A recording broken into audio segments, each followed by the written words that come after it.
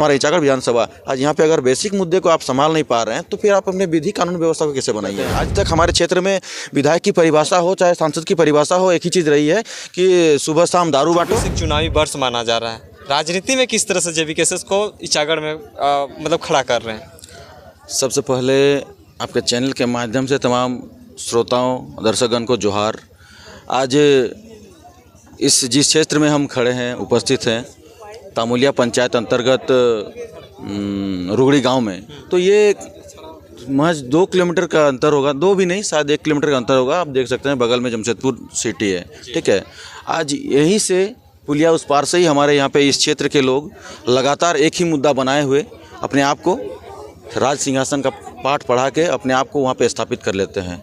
लेकिन आज हम सभी लोगों ने इस क्षेत्र में और इचागढ़ विधानसभा के अलग अलग विभिन्न क्षेत्रों में जाकर लोगों को इसी बात का संदेश दे रहे हैं कि आज 116 गांव 84 मौजा, यही बात का तमाशा बनकर रह गया है। आज राज्य के बने हुए 23 साल हो गए, यानी कि 2 दशक के बाद भी हम लोगों ने लगातार 5-5 सालों में विधायक बदले, सांसद बदले, लेकिन आज तक हमारे हिस्से में ना उचित सड़क, बेसिक जो मुद्दे हैं सड़क, शिक्षा, बिजली, पानी कहते हैं ना, उस पर किसी प्रकार की कुछ समस्याओं का समाधान हो पाया। और जो वास्तव में काम है उस पर किस प्रकार से उन लोगों ने काम किया है आप देख सकते हैं।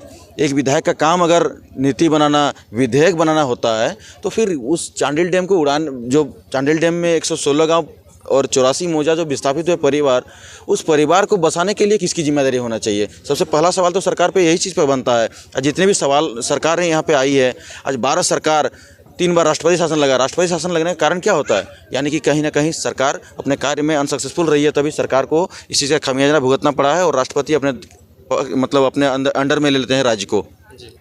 आज इस क्षेत्र में देखते हैं लगातार लोग पलायन करने को मजबूर हैं। सबसे बड़ी मुद्दा यही रह गई है। बगल में एक पुनर्वास क्षेत्र है डोबो नाम का, कमरगोड़ा जिसको बोलते हैं। उससे पहले हमारे जो अल्पसंख्यक लोग हैं, जो मुसलमान भाई लोग हैं, जो विस्थापित हैं, उन लोगों के लिए भी अलग से पर्सनल जगह बनाया गया है।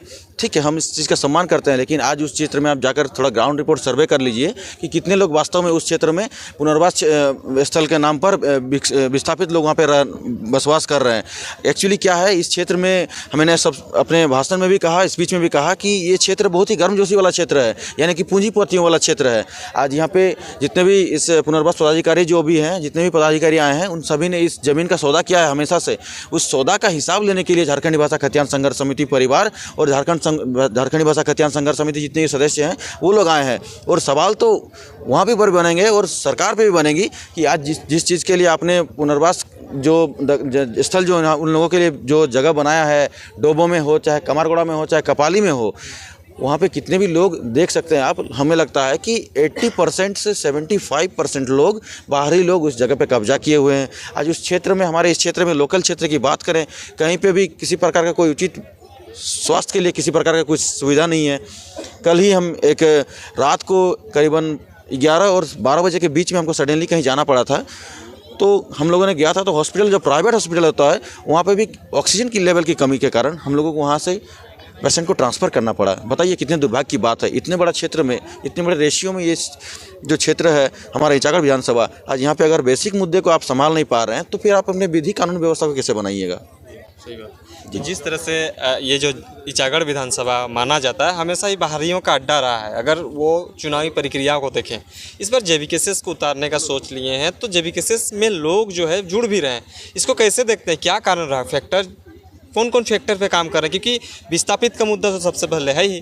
अब बाकी और कैसा चीज़ है जो लोग आपके तरफ अट्रैक्ट हो रहे हैं, क्या ऐसा कारण रहा होगा, कौन ऐसा कारण है, किन 2-3 कारणों का आप जिक्र करें। देखिए, सबसे पहला बात तो आपने जो विस्थापित की मुद्दे की बात कही, तो विस्थापित के मुद्दे में सबसे पहला जो आता है, हमेशा से आके कहते हैं कि विस्थापित का मुद्दा, आखिर क्या है विस्थापित का मुद्दा, उस चीज़ को जानना होगा। सबसे पहला बात, अगर किसी भी क्षेत्र में विस्थापित अगर किया जाता है किसी भी गाँव को, तो अगर महज 50 से या 10 से 50 मतलब कुछ गांव होते हैं, वहाँ पे अगर अधिक खाली कराया जाए उससे, तो वहाँ पे एक प्रशासन डिप्यूट किया जाता है। लेकिन आज के डेट में देखिएगा तो जो भी प्रशासक डिप्यूट किया जाते हैं, उनको इस चीज़ का आभास ही नहीं है कि हमारा कार्य क्या है। प्रशासक का सबसे पहला काम होता है, अगर किसी भी गाँव को खाली कराया जा रहा है तो उस गाँव के लोगों के भावनाओं को समझें, उस गांव के लोगों को प्रॉब्लम्स को समझें, क्योंकि वो जो माटी है, वो जो क्षेत्र है, कहीं ना कहीं हम कह सकते हैं कि आज मैं भी एक विस्थापित हूँ। सबसे बड़ा दर्द मुझे भी होता है क्योंकि मैं पूर्ण विस्थापित हूँ। और लोग अगर कहते हैं कि विस्थापितों के नाम पर अगर राजनीति करते हैं तो ये सबसे बड़ा दखलंदाजी होगी हमारे क्षेत्र में आकर।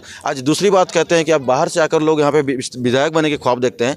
तो विधायक अगर पढ़े लिखे लोग, यहाँ के बुद्धिजीवी लोग, यहाँ के जो भी महिलाएं हो, माताएं बहनें हो, उनको तो नहीं, लेकिन जो भी पुरुष वर्ग हैं जो उम्र से अधिक हो, चाहे 30 से 40 वर्ष के लोग हों, अगर दारू, मांस, मछली, मुर्गा में और अपने आप को इस चंद पैसे के लालच में अगर हम अपने स्वाभिमान को बेच दें तो फिर बाहर का क्या, फॉरेन से भी आके विधायक बन सकता है। ऐसी नीतियाँ और रीतियाँ बन सकती है। आज देश के जो गृह मंत्री रह चुके हैं हमारे अमित शाह, वो कहते हैं कि एक देश एक वोटर आईडी। चलिए ठीक है, एक संविधान कहाँ की बात करते हैं। आज ब्यूरोक्रेट्स अलग संविधान की बात करते हैं और हम जब निम्न स्तर जो ग्राउंड लेवल का आदमी है, हम लोगों को निम्न स्तरीय से देखा जाता है। बताइए ये कहाँ का न्याय है। आज सबसे पहला बात आप देख सकते हैं, ब्यूरोक्रेट्स जो देखते हैं नौकरशाही। हम आज किसी भी कार्यालय में जाते हैं, चाहे CO BDO हो, चाहे अनुमंडल कार्यालय हो, जाते हैं तो सबसे पहला सवाल हमें ये कहा जाता है, बैठने तक नहीं कहा जाता है, जबकि हमें वहाँ पर अधिकार है।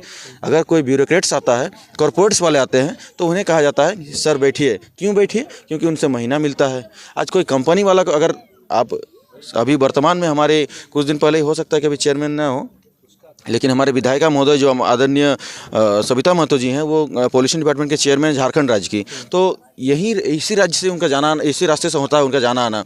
लेकिन रास्ते में इतनी स्पॉन्ज आयरन कंपनीज़ हैं, उस कंपनीज़ के लोगों द्वारा उस जो आसपास के लोग हैं, बिहार स्पॉन्ज आयरन लिमिटेड की घटना बात कहें, चाहे वो कोहिनूर प्लांट की बात करें, लगातार क्षेत्र में करीबन हमको लगता है कि 20 से 25 कंपनियां ऐसा हैं जो स्पॉन्ज आयरन लिमिटेड से बिलोंग करते हैं। तो स्पॉन्ज आयरन लिमिटेड में ऐसा कुछ भी ऐसा इक्विपमेंट लगा हुआ है जो डस्ट कलेक्टर का काम करते हैं। तो डस्ट कलेक्टर का काम होता है कि जो पॉल्यूशन जो होता है, एक्चुअली क्या होता है, जो कंपनीज जो होती है वो डायरेक्ट अपना गैस को छोड़ती है, तो उससे कार्बन मोनोऑक्साइड गैस पैदा होता है। ये सोचने समझने वाली बात है, जिससे डायरेक्ट ह्यूमन अटैक करता है। और साग सब्जियाँ जो खाते हैं हम लोग, उस पर भी अटैक करता है। लेकिन आज तक हमारे ना विधायक महोदया ने इस पर कुछ सवाल किया है, और ना ही हमारे क्षेत्र के समाज सेवियों द्वारा, और ना ही किसी अगेंस्ट पार्टी जो आजसू बीजेपी, कांग्रेस, JMM करते हैं, और ना ही किसी समाज सेवी ने, चाहे जो दलाली का काम करते हैं, उन्होंने भी इस चीज़ का सवाल किया है। क्योंकि हो सकता है कि आज बगल में एक कंपनी है, क्या नाम है, UCIL, uranium corporation of India limited, जो सेंट्रल लेवल की कंपनी है, वहाँ पे देखते हैं कि लगातार लोग विकलांग पैदा होते हैं। तो हो सकता है ये जो कंपनीज़ के जो चिमनियों से जो निकलने वाले जो जहरीले गैस है, इस गैस से भी हमारे क्षेत्र में लगातार कैंसर, दमा और न जाने कौन सी बीमारियों का झेल पड़ रहा है। आज इसी स्थिति में हम लोग दौर से जी रहे हैं कि हम लोग जो साग सब्जियां खाते हैं वो भी जहरीली गैस हम कहीं ना कहीं उत्पन्न करती आ रही है। ये सब मुद्दों के साथ JVKCS आपके साथ खड़ा है, तमाम लोग जो है जुड़ रहे हैं। जी निश्चय ही। देखिए, बेसिक मुद्दों पर अगर बात नहीं कीजिएगा तो फिर आप किस चीज़ के विधायक? जनप्रतिनिधि वही होता है जो जनता के आवाज़ को बुलंद करते हुए सड़क से सदन तक पहुंचाने का काम करे, उसी को जनप्रतिनिधि कहते हैं। आज तक हमारे क्षेत्र में विधायक की परिभाषा हो, चाहे सांसद की परिभाषा हो, एक ही चीज़ रही है कि सुबह शाम दारू बांटो और बस सदन में जाते ही अपने आप को, जनता को काटो, जनता के पेट को काटो और अपना पॉकेट भरो। बस यही होता है। ये सब नहीं होगा। ये इस चीज़ का, देखिए, इस चीज़ का निष्पादन करने के लिए ही झारखंडी भाषा खतियान संघर्ष समिति का उत्पन्न हुआ है। और जितने भी लोग आए हैं उन लोगों से भी यही संदेश रहेगा, गुजारिश रहेगा कि अगर माटी के लिए थोड़ा भी अगर मान सम्मान और स्वाभिमान बचाना है, अगर जिगर, अगर थोड़ा भी लगाव है इस माटी के प्रति, जिस माटी ने हमें जन्म दिया है, आज उसी के ऋण चुकाने के लिए हम लोग आगे आए हैं। दूसरा हमारा कुछ ऐसा इंटेंशन नहीं है। जैसे कि देवेंद्र महतो दादा ने कहा कि विधायक सांसद बनना होता तो फिर पहले से हम लोग चुनाव करते हैं। आज मेरी ही बात करें, मैं एक स्टूडेंट ही हूँ और अब तक ही मेरा ग्रेजुएशन कंप्लीट करके मैं अपने MA के पढ़ाई के लिए आगे की तैयारी कर रहा हूँ। लेकिन स्थिति और परिस्थितियों ने हमें इस कंडीशन में लाकर ढाल दिया है कि हमारे क्षेत्र के लोग, आम जनमानस हो, यहाँ के विधायक दिखते कहाँ हैं? एक बात तो बोलने भूल गए आपको, हमारे विधायक सांसद दिखते कहाँ हैं? फुटबॉल खेला में दिखते हैं। हमारे विधायक सांसद दिखते कहाँ हैं? मुर्गा पाड़ा में दिखता है। हमारे विधायक सांसद दिखते कहाँ हैं? कहाँ अखड़ा लगा है वहाँ दिखते हैं। तो बताइए, अगर विधायक सांसद अगर फुटबॉल खेला, मुर्गा लड़ाई और यही सब में दिन काटे, तो फिर वहाँ सांसद और सदन में जाकर विधायक और विधि कानून कौन बनाएगा? बताइए।